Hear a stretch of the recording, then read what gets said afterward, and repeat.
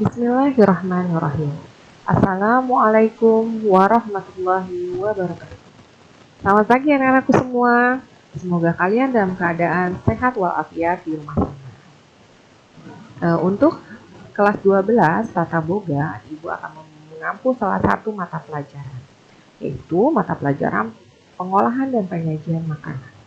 Di mana untuk kelas 12 ini pengolahan dan penyajian makanan khusus mempelajari tentang makanan-makanan yang ada di Indonesia dan Nusantara ataupun Nusantara. Mana sebelum memulai pembelajaran hari ini, sebaiknya kita membaca doa terlebih dahulu agar diberi kelancaran, kemudahan dalam menerima materi untuk hari ini. Untuk yang beragama Islam, silakan membaca surat Al-Fatihah. Untuk yang beragama non-muslim, silakan berdoa sesuai dengan agama dan keyakinan kalian masing-masing. Berdoa selesai. Baiklah nak, kita akan masuk ke materi yang pertama, yaitu kita akan membahas tentang salad Indonesia. Salad Indonesia, mungkin sebagian kalian sudah mengenal apa itu salad Indonesia. Sebagian mungkin akan familiar ketika Ibu sebutkan apa saja sih contoh-contoh dari salad Indonesia sendiri. Ketika kalian belajar P2M atau pengolahan dan penyajian makanan pada kelas 11, kalian mungkin mengenal yang namanya appetizer. Itu isinya tentang berbagai macam salad. Ada wingfour salad, kemudian fruit salad, shrimp cocktail, dan sebagainya. Tapi untuk salad Indonesia ini, kalian akan mengenal berbagai macam salad yang ada di Nusantara. Untuk tujuan pembelajarannya itu terbagi menjadi 6. Yang pertama, menjelaskan salad Indonesia dengan benar di depan kelas. Nomor 2, kalian harus dapat mengidentifikasikan kriteria salad Indonesia dengan tepat di dalam kelas.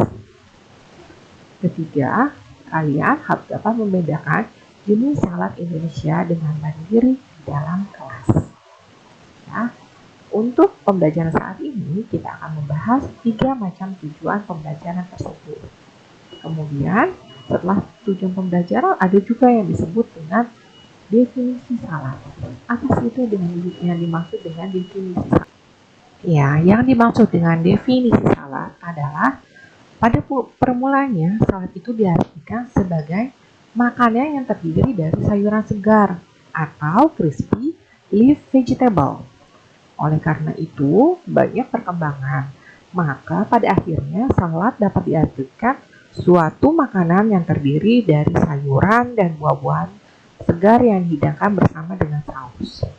Salad Indonesia merupakan hidangan yang terbuat dari bahan sayuran, buah, telur, tahu, tempe, dan daging yang telah dipotong atau diserut, dicampur atau disiram dengan saus, gula, saus kacang, saus petis, kuah ikan, sambal kelapa, tergantung pada hidangan yang akan diolah. Olahan salad Indonesia sangat beragam. Setiap daerah memiliki kekhasan saladnya masing-masing. Dari definisi salad tersebut, mungkin kalian sudah terbayang apa yang dimaksud dengan salad Indonesia dan apa saja contohnya salad Indonesia. Baik.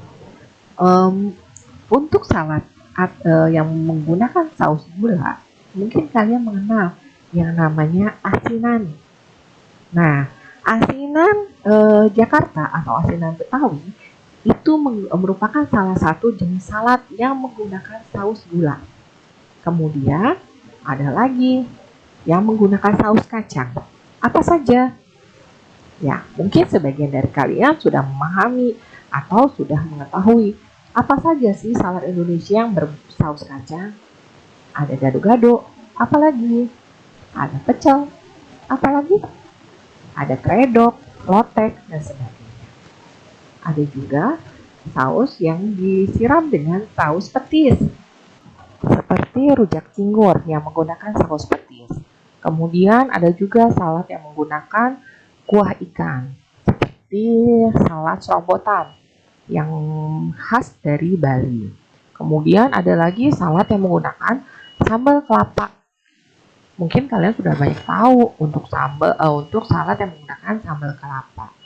seperti urap, terancam, itu merupakan salad-salad yang menggunakan sambal kelapa. Nah, kemudian olahan salad Indonesia itu sangat beragam, biasanya ditentukan atau mempunyai ciri khas dari masing-masing daerah itu sendiri. Seperti misalkan dari Jawa Tengah biasanya mempunyai ciri khas yang berasa manis. Kemudian untuk salad-salad yang berasal dari dari daerah Sumatera biasanya memiliki atau mempunyai ciri khas yang rasanya cukup pedas. Kemudian kita akan masuk ke slide berikutnya, yaitu tentang komposisi salad. Komposisi salad terdapat yang pertama itu alas atau dasar. Pada umumnya terbuat dari sayuran hijau dan segar. Apa saja sih biasanya yang dipergunakan untuk dasar atau alas pada salad? Untuk alas ataupun salad yang biasa kalian ketahui pada makanan pada P2M kelas 11 itu adalah berbagai macam jenis sayur-sayuran yang berasa crunchy. Nah, untuk P2M salad Indonesia kalian akan mengenal alas atau dasar pada salad itu yaitu sayuran-sayuran biasanya berwarna hijau. Nah, kemudian ada 2 poin yang harus kalian ketahui. Yang pertama, alas atau dasar atau disebut juga underline tidak boleh menutupi pinggiran piring. Biasanya ketika kalian di industri itu akan ada logo industri. Nah, logo industri itu tidak boleh sampai tertutup oleh alas atau underline yang kalian sajikan. Kemudian, underline tidak boleh menjorok keluar dan tidak boleh terlalu masuk sehingga tertutup. Biasanya terdiri dari lettuce dan salad. Ini lettuce dan salad ini biasanya banyak dipergunakan pada salad-salad kontinental. Komposisi salad yang kedua yaitu isi. Bagian ini adalah bagian utama dari salad atau juga disebut dengan salad yang namanya diambil dari isi umumnya. Adapun hal yang perlu diperhatikan waktu mengatur isi salad adalah sebagai berikut. Yang pertama, isi yang terbuat dari campuran beberapa bahan makanan.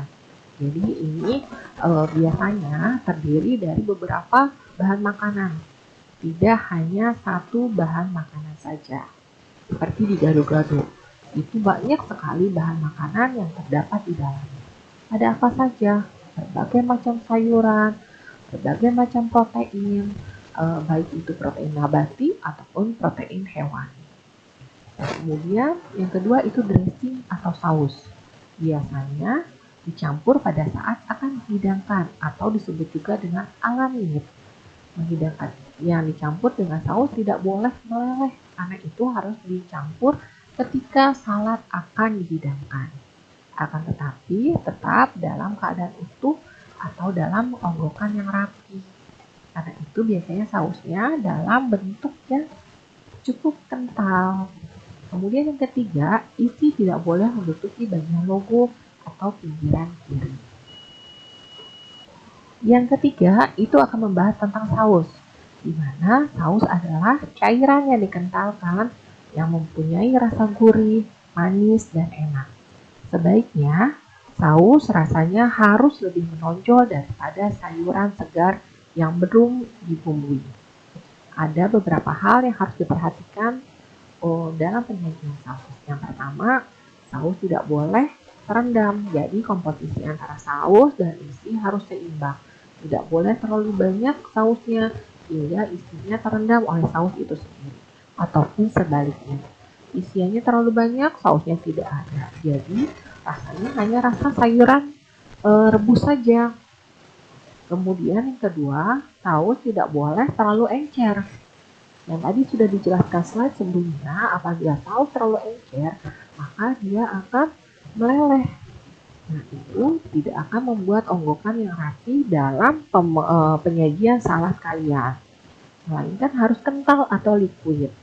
Pemberian saus pada sayuran hijau sebaiknya pada saat akan dihidangkan. Nah, yang terakhir itu ada hiasan atau garnish. Hiasan atau garnish berarti menghias dari bagian isi. Kemudian diatur kembali di atas hidangan sebagai hiasan dan dapat juga diambil dari bahan makanan lain. Adapun hal yang harus diperhatikan adalah hiasan harus sederhana dan menarik. Kemudian, hiasan dapat dimakan bersama salad yang rasanya sesuai dengan isi. Hiasan sederhana dan menarik dalam artian kalian tidak perlu membuat hiasan yang terlalu berlebihan tapi tidak dapat dikonsumsi. Kalian tidak bisa menggunakan hiasan yang non-edible atau yang tidak dapat dimakan.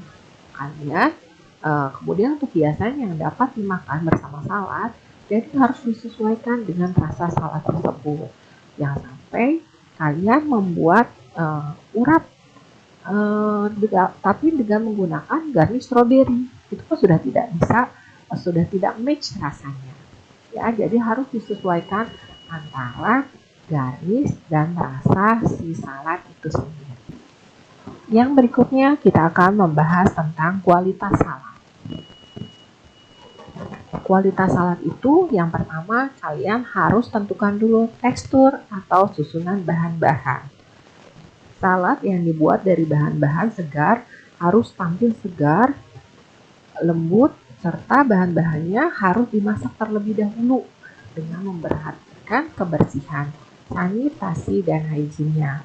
Karena itu, sayuran yang dipergunakan harus di-peel terlebih dahulu. Seperti kalian mempergunakan wortel. Wortelnya yang pasti harus dikupas terlebih dahulu. Kemudian apabila kalian menggunakan buncis, maka bagian ujung buncis harus dihilangkan terlebih dahulu. Setelah dipil, baru sayuran tersebut kalian cuci. Setelah dicuci, baru sayuran tersebut kalian potong-potong. Jadi jangan sampai kalian potong-potong terlebih dahulu menjadi bagian yang kecil, baru sayurannya kalian cuci.